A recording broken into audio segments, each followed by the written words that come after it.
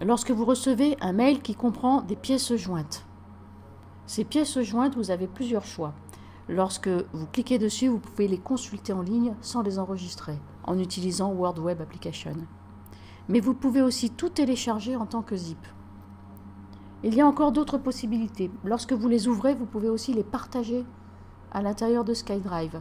Ce qui fait qu'en fait, vous l'aurez dans votre SkyDrive et ça sera donné à une autre personne.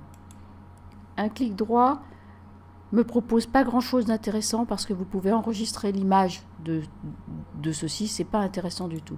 La seule chose que vous pouvez faire, c'est le consulter ou le télécharger en tant que zip. Si je clique sur télécharger lettre tapée, je l'ouvre, je la consulte. C'est ce qu'on avait fait dans un premier mail. Et on me demande si je veux ouvrir. Bien sûr, je vais l'ouvrir. Et je vais tout de suite, malheureusement, comme je suis avec un Word sur mon poste, je vais l'ouvrir avec mon Word. Si je n'avais pas de Word sur le poste, on aurait utilisé un autre programme de visualisation. Là, ce que je vais vous montrer, c'est que je vais télécharger en tant que zip ce document. Et regardez tout de suite, on me propose de l'ouvrir ou de l'enregistrer. Je clique sur enregistrer, parce qu'ouvrir, ça me ferait une belle jambe. Maintenant que j'ai enregistré, c'est parti dans téléchargement. Je vais cliquer sur ouvrir le dossier ou afficher les téléchargements.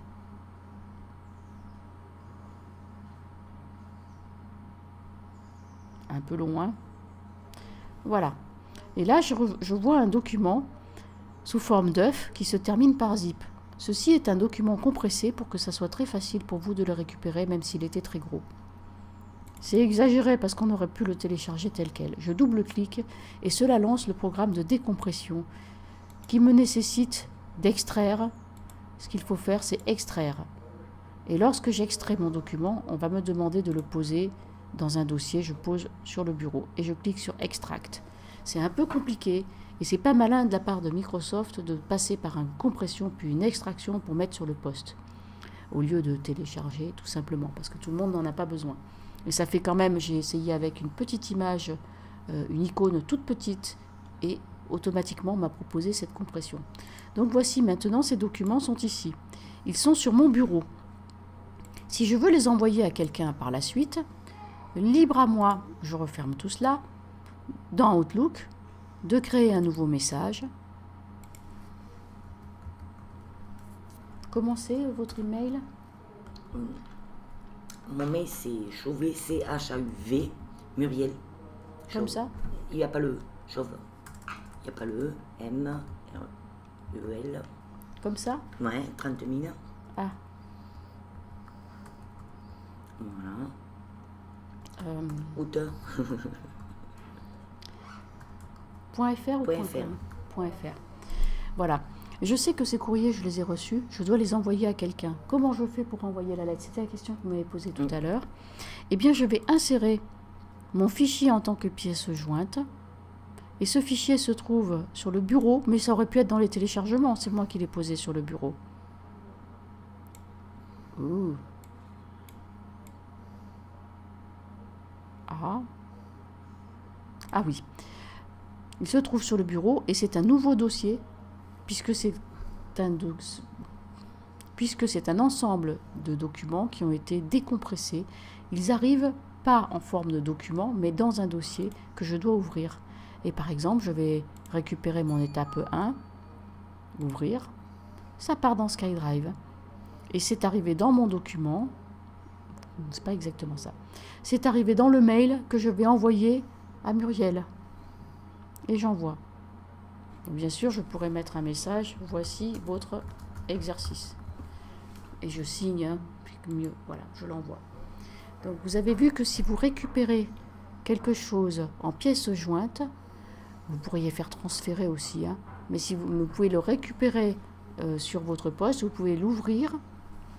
Le mieux, c'est quand même, j'espère qu'il sera parti mon mail là. Ah oui, je me suis trompée. Attendez, ouais, voilà. Je vais envoyer cette pièce jointe à un destinataire et je clique sur envoyer. Ainsi,